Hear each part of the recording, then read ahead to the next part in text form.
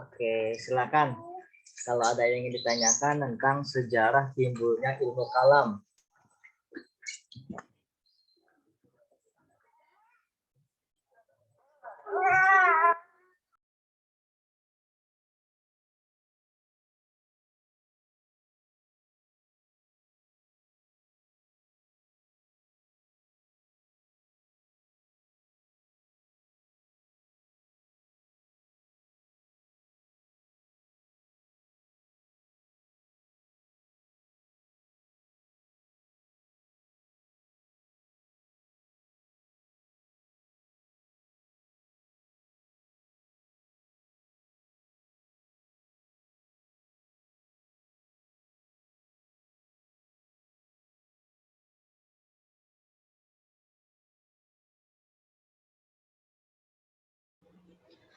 Bagaimana teman-teman, apakah ada yang ingin ditanyakan?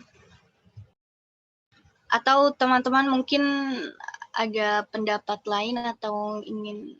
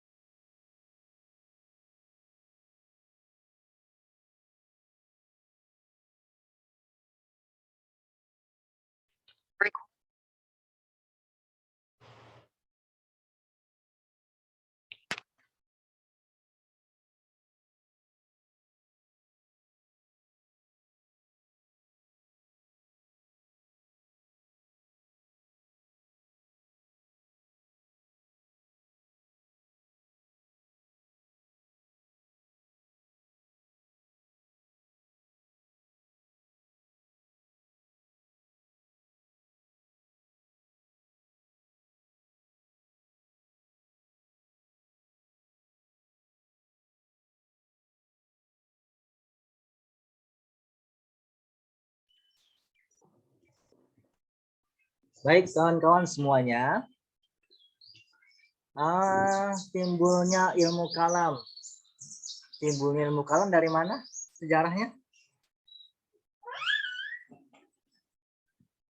Ilmu kalam muncul ketika zaman siapa?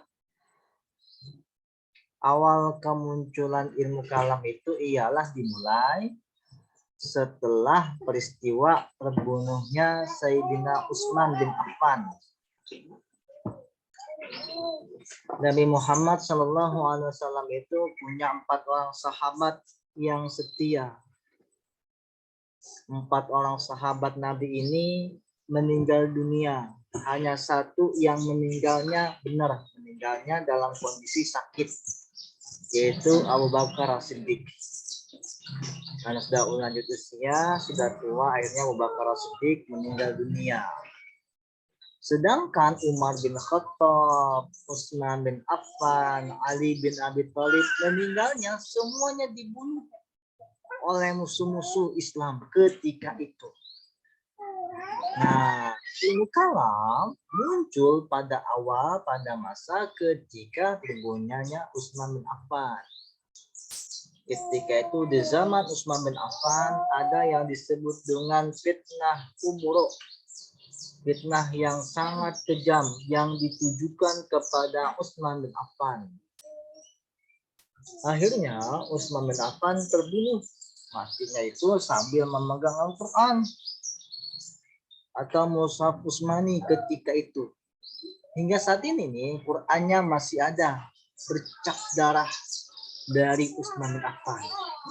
Masih ada darahnya ya, dipegang sini, terus dituntut tuh Utsman bin Affan, tek hingga ketusukan. Utsman bin Affan meninggalnya sambil memegang Al-Quran, dan Al-Qurannya ternyata hingga saat ini masih ada dan saya pernah melihatnya. Bekas bercak darah daripada Utsman bin Affan.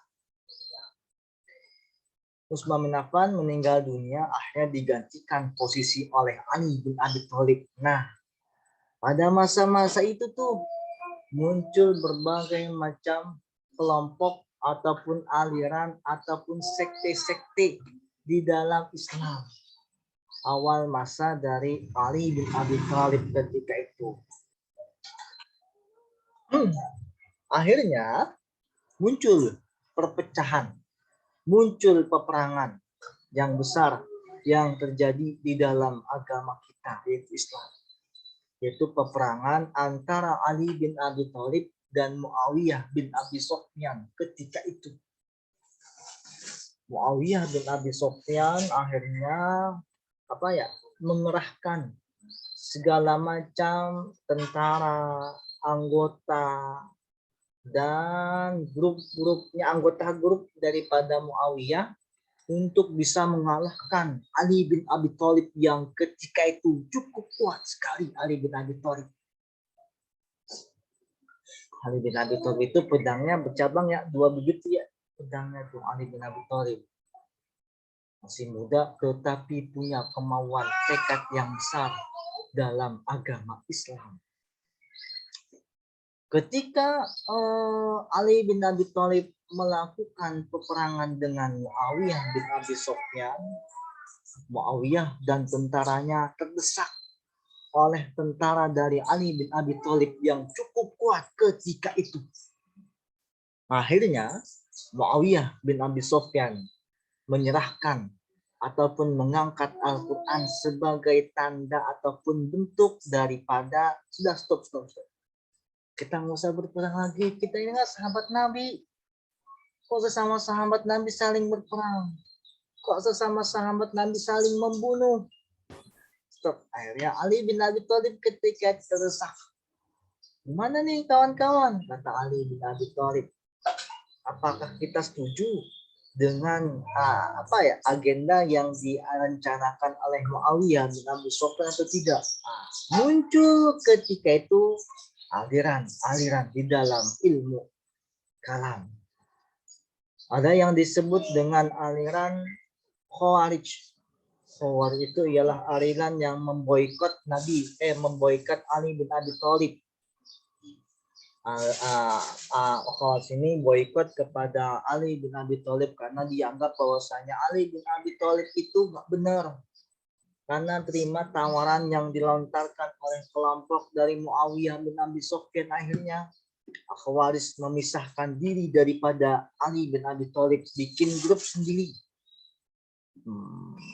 Disebut dengan aliran Khawarij. Yang kedua aliran Syiah. Syiah ini adalah orang-orang yang mendukung Ali bin Abi Thalib.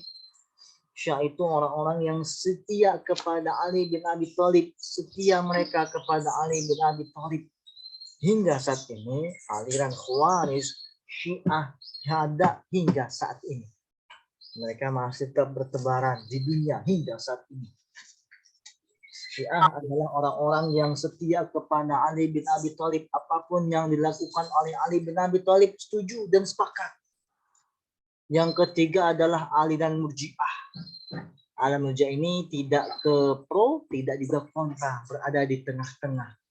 Tidak kepada Ali, tidak juga kepada Muawiyah bin Abi Sufyan. Bagi mereka, Muawiyah dan juga Ali bin Abi Thalib itu adalah orang-orang yang sesat dan pantas di neraka. Kata-kata orang Murji'ah. Hingga saat ini kelompok mereka ada.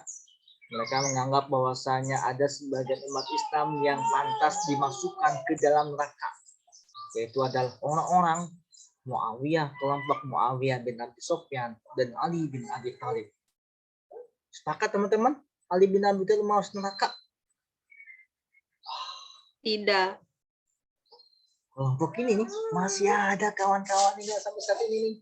Masih banyak mereka bertebaran di dunia hingga saat ini. Karena itu tuh munculnya dari permulaannya ilmu kalam itu dari situ munculnya kawan-kawan.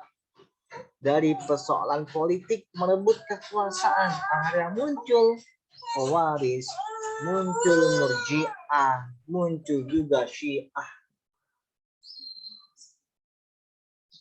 Ada yang ngantuk nih, ada yang ngantuk kan nih? Siapa yang ngantuk nih? Ada yang ngantuk. Siapa ya? Siapa ya? Siapa ya? Siapa ya? Siapa ya? Oh, tuh muncul dari situ kan kawan ya. Itulah yang dinamakan peristiwa arbitrase. Dari saat peperangan antara Ali bin Abi Thalib dan Muawiyah bin Abi Sufyan.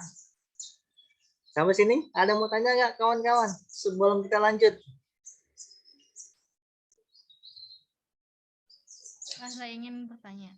Coba. Fatona, kelas 4D, Nurul Fatona. Mana orangnya? Orangnya mana? Ini Pak. Mana? Lu nggak akan sih saya. Ini saya di Mana sih? Yang mana? backgroundnya Nanas tuh. Pak. Oh ya Fatona ya 4D21 ya. Iya. Oke. Akar dari permasalahan mereka berperang itu apa hanya perebutan kekuasaan aja apa gimana Pak? Ayo. Makasih Fatona. Ada berapa sifat Nabi? Siddiq, amanah, Fatona, tabligh ya? Siddiq. Fatona dulu apa amanah dulu? Ada 4 sifat Rasul. Pertama, Siddiq, percaya. Fatona artinya adalah Cerdas. Hah? Cerdas. Cerdas. Fatona itu artinya adalah cerdas. Baik. Kenapa Pak? Kok para sahabat Nabi saling berperang? Saling bunuh satu sama lain. Kenapa emang awalnya asal-muasalnya itu betul? Apa yang dikatakan oleh Fatona bahwasanya mereka itu berperang satu sama lain karena merebut kekuasaan dan juga mempertahankan kekuasaan. Jadi ada dua ya, merebut kekuasaan dan juga mempertahankan kekuasaan yang ada pada mereka. Ketika zaman Abu Bakar As-Siddiq sebelum meninggal dunia Abu Bakar As-Siddiq itu sudah menyerahkan kekuasaannya, sudah menyerahkan jabatannya kepada Umar bin Khattab. Tuh Ali Abu Bakar As-Siddiq begitu ya. Kita tahu nih Abu Bakar As-Siddiq itu sebelum meninggal dunia dia itu sudah menyerahkannya kepada Umar bin Khattab. Umar, kata Abu Bakar, nih saya serahkan pucuk kekuasaan saya kepada kamu. Umar menolak. Saya dipaksa, dibujuk, akhirnya Umar bin Khattab menerima pinangan daripada Abu Bakar Siddiq. Nah, zaman setelah Umar bin Khattab, Utsman bin Affan, terus semuanya itu berdasarkan pemilihan. Dan mereka saling berebut tahta satu sama lain. Umar bin Khattab meninggalnya dibunuh. 3 hari setelah meninggal dunia baru diadakan pemilihan. Beda tadi dengan Abu Bakar As-Siddiq. Ketika Abu Bakar As-Siddiq sebelum meninggal dunia, Abu Bakar sudah menunjuk Umar bin Khattab untuk sebagai pengganti dia. Karena itu tidak ada perpecahan, tidak ada keributan. Nah, ketika zaman Umar bin Khattab muncul perpecahan di kalangan para sahabat untuk mempertahankan ataupun juga merebut daripada kekuasaan. Karena itu kawan-kawan semuanya politik itu tuh kejam. Politik itu semuanya tuh.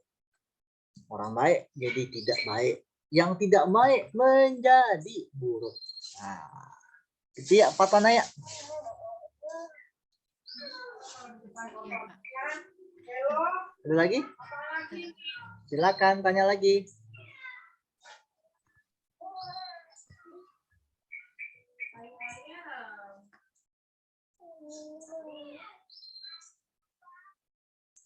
Bapak, mohon maaf ada pertanyaannya masuk.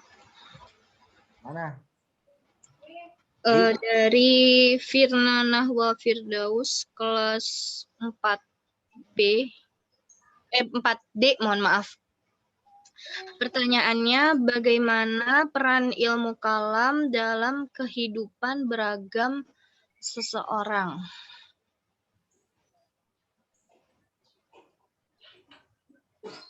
Peran ilmu kalam dalam kehidupan beragama seseorang. Iya, Bapak. Silakan Azna dijawab. Sebentar, Bapak. Oke.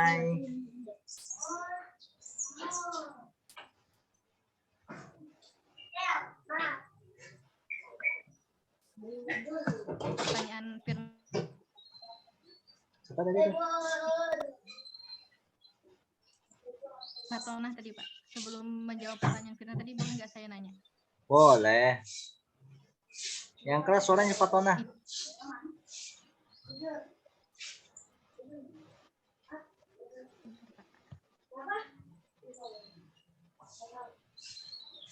Itu apa namanya, perperangan politik itu sampai akhirnya yang Saidina Hasan sama Saidina Husain itu Kak, Pak? Iya. Waktu saya baca sejarah yang itu tuh Pak, Saidina Ali tuh nggak mau gitu memimpin jadi khalifah karena merasa apa namanya, karena itu peperangan kayak gitu. Ada saya baca itu seakan-akan tuh semua salahnya itu ke tempatnya Abu Sufyan ya, Muawiyah Bapak, sama anaknya itu, sampai akhir anaknya itu. Sampai akhirnya yang itu Sayyidina Hasan sama Sayyidina Husain gitu. Itu emang betul begitu apa sejarahnya, atau ada emang karena orang terlalu menyalahkan Muawiyah gitu Pak? Ya. Terima kasih Fatona Sidik Amanah Fatona Tablik. Mana ya? Sifat Nabi ada 4. Sidik amanah Fatona Tablik. Sidik percaya. Apa lagi? Ini gimana nadanya? Dia bisa nggak nadanya?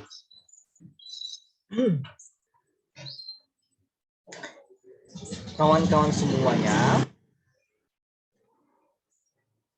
semua sahabat Nabi pada dasarnya itu menolak untuk dijadikan pemimpin. Ketika Nabi Muhammad wafat atau meninggal dunia, para sahabat semuanya menolak untuk menggantikan ataupun menjadi pemimpin umat Islam. Mereka mulai saat Nabi wafat ya, ketika meninggal dunia belum dikuburin Nabi. Tapi ketika masih jasadnya masih ada, para sahabat sudah terpecah akibat adanya pemimpin penggantiannya itu.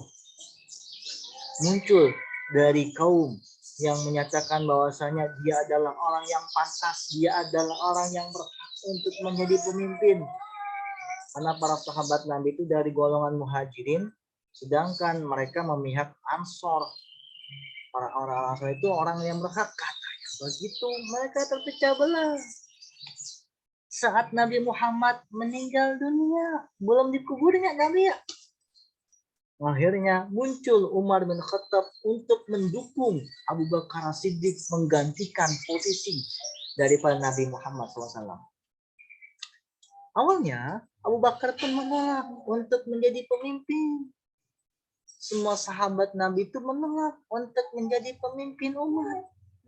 Karena cukup berat beban yang diberikan untuk dijadikan sebagai seorang pemimpin. Akhirnya Umar bin Khattab mohon kepada Abu Bakar untuk menjadi pemimpin. Karena Abu Bakar As-Siddiq adalah sahabat Nabi yang paling senior. Dan itu juga Nabi Muhammad sebelum meninggal dunia, Nabi Muhammad sudah menunjuk Abu Bakar untuk menjadi imam dalam sholat subuh ketika itu. Petunjuk dari Nabi menyatakan ini bahwasanya Abu Bakar. Meskipun ketika itu juga masih ada perebutan bagi kalangan-kalangan ketika itu, semua sahabat Nabi begitu semuanya menolak untuk menjadi pemimpin. Muncul lagi Umar bin Khattab. Sebelum Abu Bakar As-Siddiq meninggal dunia, Abu Bakar As-Siddiq menunjuk Umar. Umar pun menolak pada asalnya dia untuk menjadi seorang pemimpin. Jadi sahabat-sahabat Nabi semua itu adalah orang-orang yang bersih. Ashabikan nujumi fabimah taditum iktadaitum. Semua sahabat Nabi, kata Nabi, itu adalah bagaikan bintang-bintang yang ada di langit. Sahabat Nabi itu bagaikan bintang-bintang yang ada di langit. Bebas kita memilih bintang yang mana saja. Nah, sampai kepada Sayyidina Hasan dan Sayyidina Husain. Hasan dan Husain adalah cucu dari Nabi Muhammad. Direbut kekuasaannya oleh Muawiyah bin Abi Sufyan hingga kepada anaknya. Karena itu Hasan dan Husain konon katanya, Hasan ini Sayyidina Hasan diracun oleh gerombolan daripada kelompok Muawiyah bin Abi Sufyan, akhirnya meninggal dunia. Sedangkan Sayyidina Husain ditebas kepalanya, dipisah antara kepala dan juga badannya. Kepalanya ada di Mesir, badannya ada di Irak. Sampai segitunya mereka berebut kekuasaan, dan itu fakta yang tidak bisa kita tutup dengan mata kita. Gitu ya faktanya. Kalau kita itu ngeri banget deh. Senang banget deh. Alhamdulillah saya pernah berziarah ke Sayyidina Hasan Husain. Sana pernah berziarah. Sedangkan Abu Bakar Umar ada di Madinah, di Masjid Nabawi. Utsman bin Affan dipisah sama Nabi Muhammad, kuburannya di Ma'la. Utsman bin Affan dianggap nggak pantas bersama dengan Nabi Muhammad. Sampai kuburannya dipisahin. Sedangkan Ali bin Abi Thalib kuburannya ada di Pastor di sana, di Irak. Beda ya, karena pindah kekuasaan ketika itu. Kalau Sayyidina Husain kan dipisah nih, kepala sama leher ya. Kepala sama leher dipisah kawan-kawan. Sayyidina Husain ditebas di sini nih. Diborok di sini nih, kayak motong sapi begitu. Kepalanya ada di Mesir, badannya ada di Irak. Dipisahkan oleh kelompok dari Muawiyah bin Abi Sufyan. Sedih rasanya. Jadi fotonya. Iya Pak, makasih Bapak. Ya, tuh cita-cita itu sedih, serem banget deh. Nanti deh kita cita-cita lagi. Ya.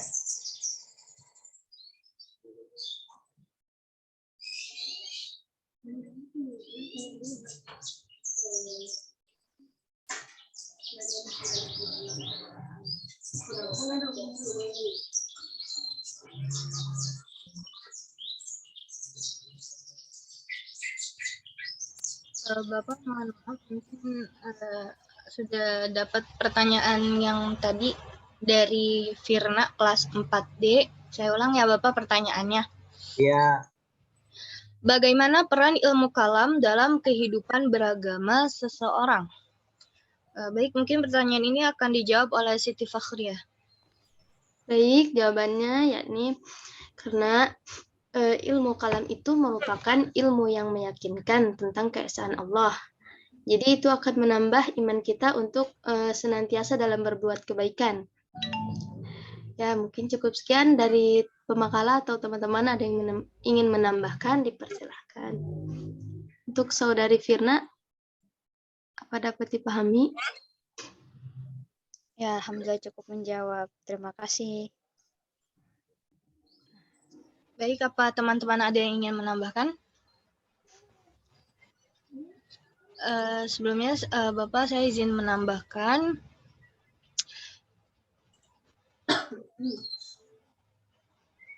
Jadi ternyata ilmu kalam itu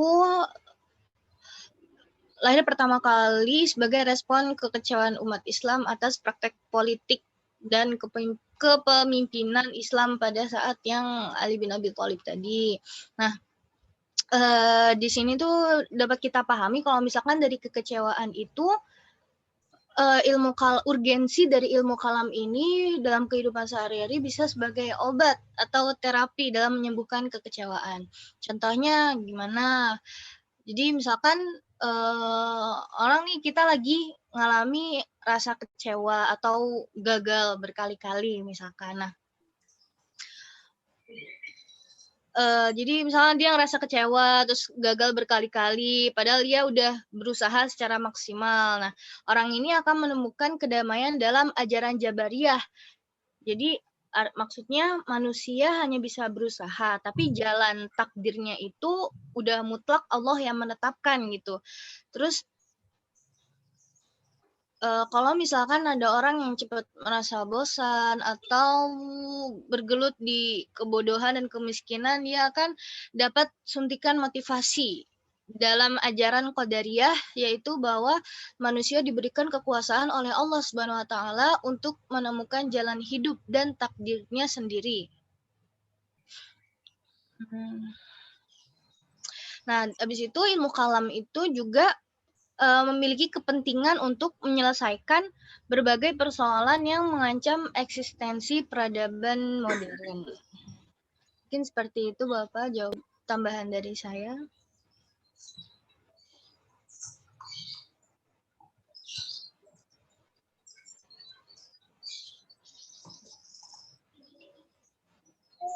Mungkin teman-teman ada yang ingin menambahkan lagi?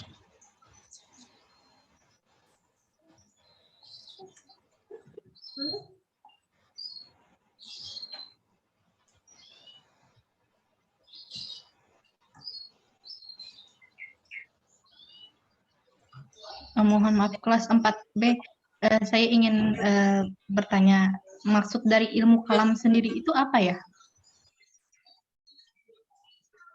Masih belum kurang paham maksud dari ilmu kalam itu sendiri.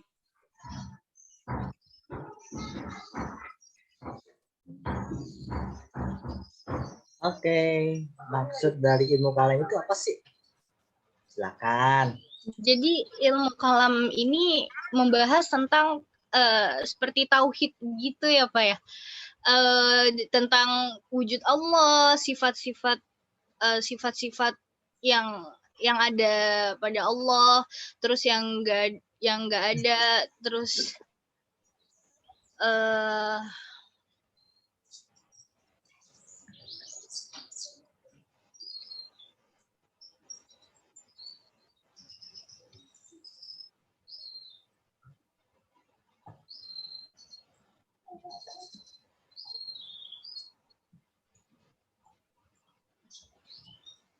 ya jadi mungkin kalau menurut saya ilmu kalam itu lebih seperti ilmu tauhid ya Pak ya.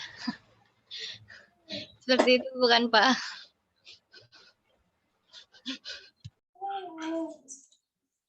Kemarin yang pertemuan pertama udah dibahas ya tentang ilmu kalam? Udah ya? Coba dicek lagi PPT-nya. Udah dikasihkan sama saya? Sudah ya? Nadiatul Hanifah ya? Udah kan? Udah dapat kan PPT-nya? Belum di-share di grup Bapak. Belum share di grup. Di sini udah ya? Kemarin ya? Udah belum? Di sini? Udah. Udah? Sudah, Bapak. Sudah, Alivia.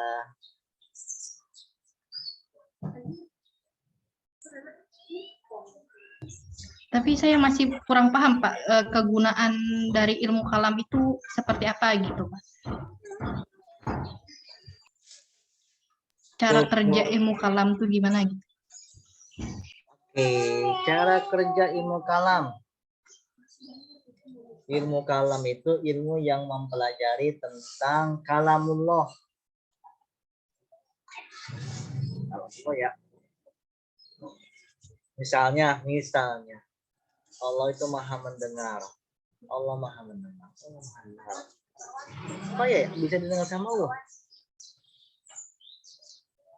Segala macam maujud, segala macam sesuatu yang ada, pasti Allah dengar. Pasti Allah dengar. Ini buku ya kan kawan, nih buku. Buku ini buku. Ada kan buku? Segala sesuatu yang ada, Allah pasti lihat, Allah pasti dengar. Jadi di buku ini, Allah melihat buku ini, Allah juga mampu mendengar buku ini.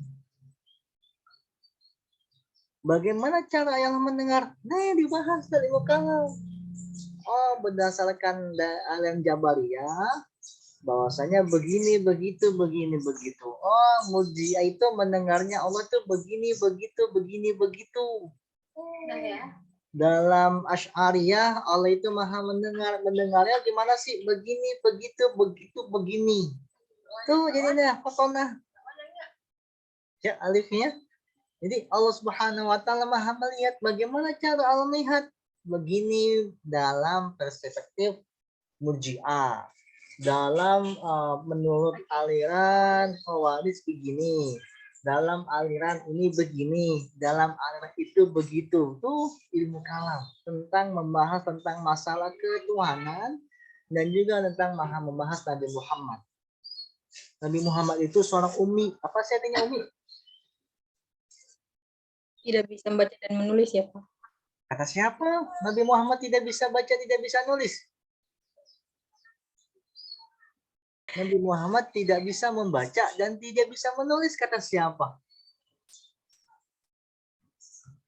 Masa Nabi nggak bisa baca, nggak bisa nulis? Bisa Bapak. Hah? Nabi bisa baca, bisa nulis.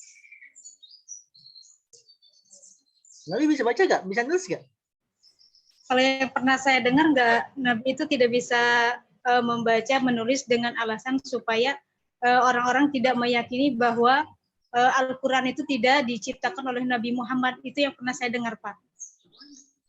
Jadi Nabi Muhammad karena itu supaya tidak ada unsur kemanusiaan, Nabi Muhammad dijadikan sebagai orang yang tidak bisa baca, tidak bisa nulis. Seperti itu, Pak, yang pernah saya dengar. Iya. Nabi nggak bisa baca, nggak bisa nulis, gimana coba? Dan itu Hanifah. Ya, yang bersangkutan dengan yang disuruh malaikat Jibril ya, Iqra itu, Pak. Iqra ma'ana biqori, kata Nabi begitu ya? Ya, seperti itu, Pak. Saya nggak bisa baca. Ma'ana biqori. Ataukah artinya apa? Ma artinya apa bukan? Mas muka. Artinya apa? Siapa? Apa nama Siapa kamu? namanya? Kalau ma'ana biqori, ma apa? Bisa artinya Apa yang saya bisa artinya apa? Bisa artinya tidak, Bapak. Ada manafi. Nah, manafi ada istifham kan? Iya. Ada yang istifham, ada yang nafi. Nah, itu tuh yang dibahas dalam kalam. Kata orang Ahlus Sunnah menyatakan bahwasanya Nabi itu tidak bisa membaca, tidak bisa menulis. Tapi kata aliran lain, oh nggak bisa. Masa sih Nabi nggak bisa baca, nggak bisa nulis? Nah, ini jadi dia bahasa ilmu kalam. Nggak bisa baca, tapi nggak bisa nulis, nggak bisa baca dan nggak bisa habis bisa mimpin perang. Gimana caranya? Tidak bisa membaca, tidak bisa menulis, tapi Nabi mampu mengatur strategi kepeperangan. Sehingga Nabi perang, menang.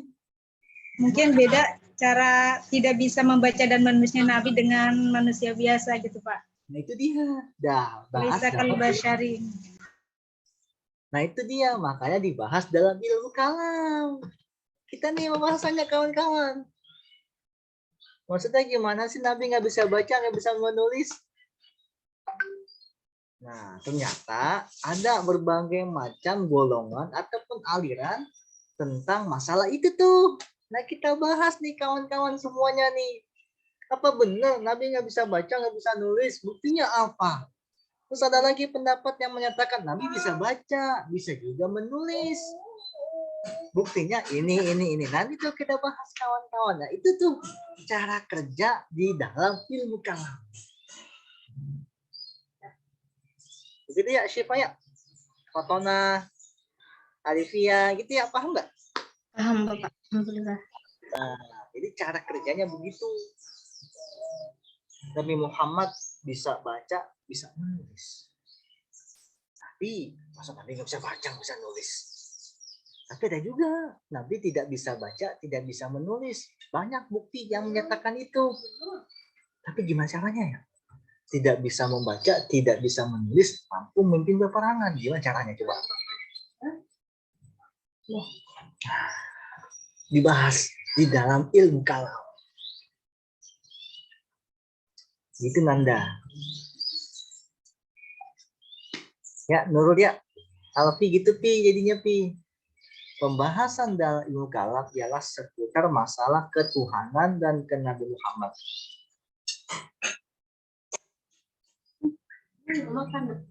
Nabi Muhammad punya sifat fatonah. Tadi apa fatonah artinya? Cerdik. Cerdik. Tapi nggak bisa baca, nggak bisa nulis. Gitu, oh gimana tuh? Nabi tidak bisa membaca dan tidak bisa menulis, tapi fatonah. Gimana ya?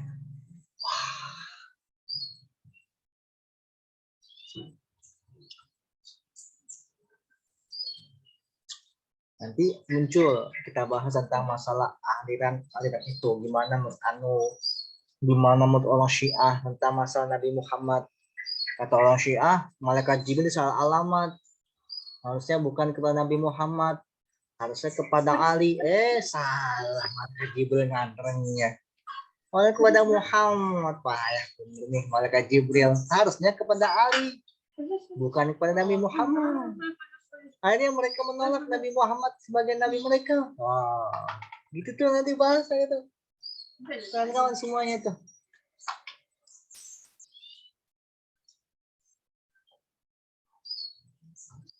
Oke, ada lagi? Silakan, kawan-kawan.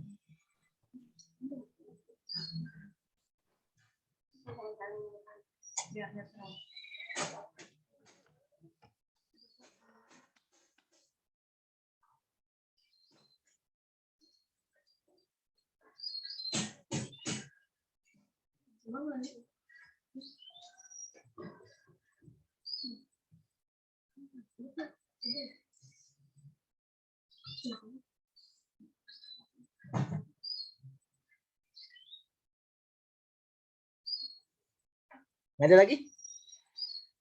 Gimana Azna? Ada lagi Azna? Belum ada pertanyaan lagi, Pak. Hah? Apa? Kenapa, Pak? Apa? Ada pertanyaan? Silakan. Belum ada lagi, Bapak. Oh. Azna Yujni, artinya apa? Ajna artinya cahaya, Bapak, diambil dari bahasa India. Bahasa India. Ya, kalau bahasa Arab ajnabi artinya asing. Ini diambil dari bahasa India. Jana bukan artinya memetik. Jana Yajni. Nggak tahu, dikasih taunya begitu, Bapak.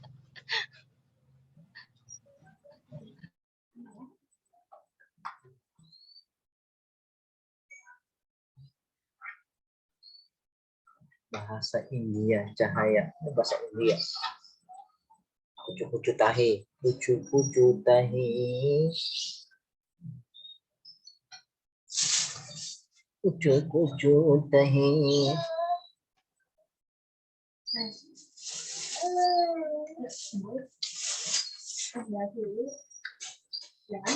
Kucu-kucu tahi. Oh iya, absen sini ya.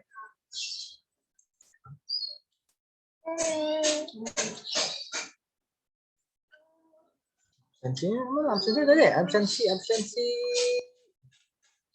Absensinya belum ya? Kan ya?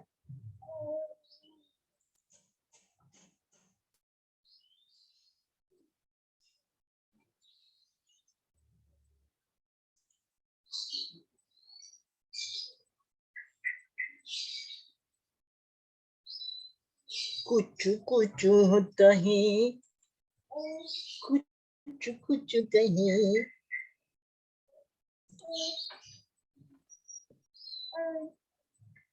Kucu-kucu tahi.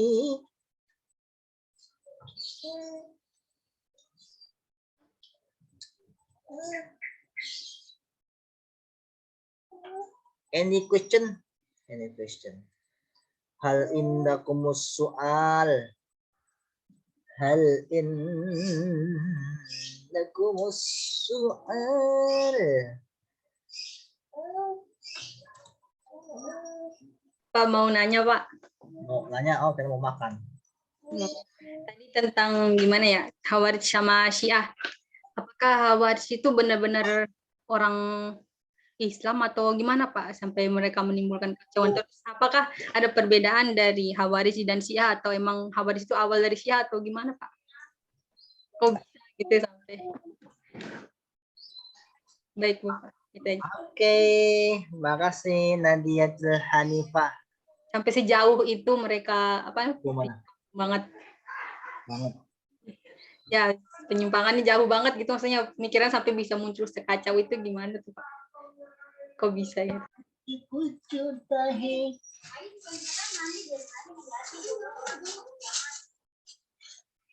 Kucu-kucu tahi.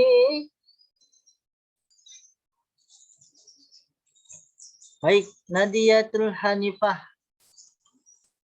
Khawarij nanti itu akan dijawab pada sesi tentang masalah Khawarij Syiah. Ya. Jawab oleh kelompoknya nanti. Kelompok berapa tuh? Hajidah?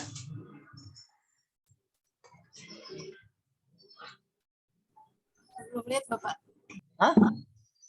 Belum dilihat. Belum dilihat. Nanti dibahas oleh kelompok itu. Ya. Jadi saya nggak mau jawab. Nanti jawabannya tunggu tanggal mainnya. Oke, Nadiatul Hanifah. Baik Bapak. Oke.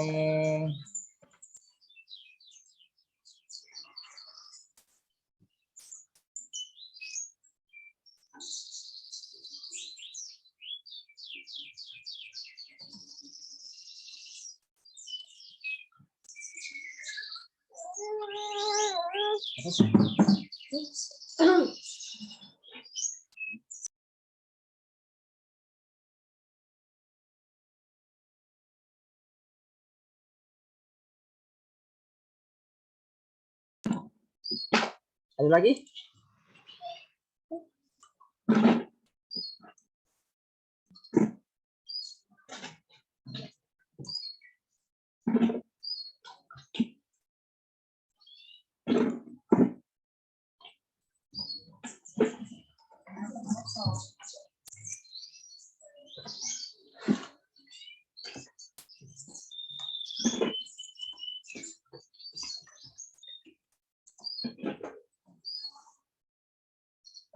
Tumpas air.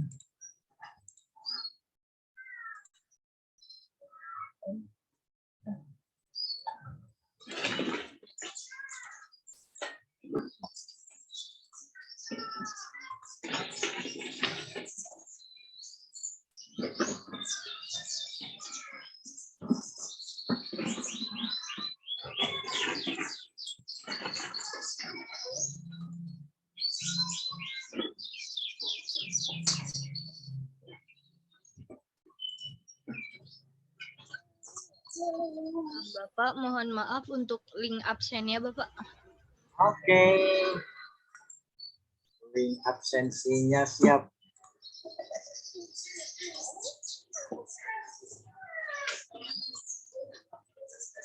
Tumpas air.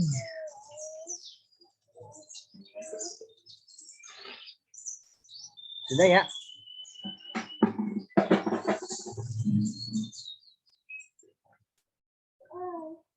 Cukup. Kalau nggak ada, boleh ditutup, Asna. Siti Fakhriyah.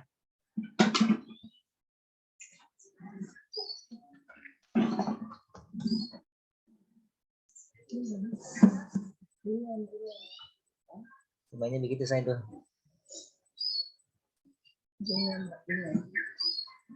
Boleh, Siti Fahria tutup.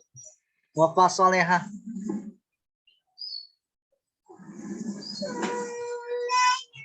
Baik, mungkin cukup sekian presentasi dari kelompok kami. Kurang lebihnya mohon maaf. Wabillahi taufiq wal hidayah. Wassalamualaikum warahmatullahi wabarakatuh. Waalaikumsalam warahmatullahi wabarakatuh. Alhamdulillah kawan-kawan, kita telah menyelesaikan pertemuan kedua kita ini. Mudah-mudahan minggu depan kita dapat berkumpul lagi dalam Zoom kali ini. Ya, hingga saat ini kita belum bisa masuk nih kawan-kawan nih kuliah. Nggak apa-apa ya, begini aja ya. Nggak apa-apa ya, Nadiatul Hanifah, Fatonah, begini aja nggak apa-apa ya. Karena kondisi kita yang masih begini, belum ketahuan hingga kapan kita begini. Tapi saya berharap tetap begini. Setuju? Setuju. Ya, sama-sama kita akhiri dengan baca subhanakallahumma wa bihamdika asyhadu an la ilaha illa anta astaghfiruka wa atubu ilaik. Billahi taufiq wal hidayah wal afwa minkum. Wassalamualaikum warahmatullahi wabarakatuh. Waalaikumsalam warahmatullahi wabarakatuh. Terima kasih. Terima kasih banyak.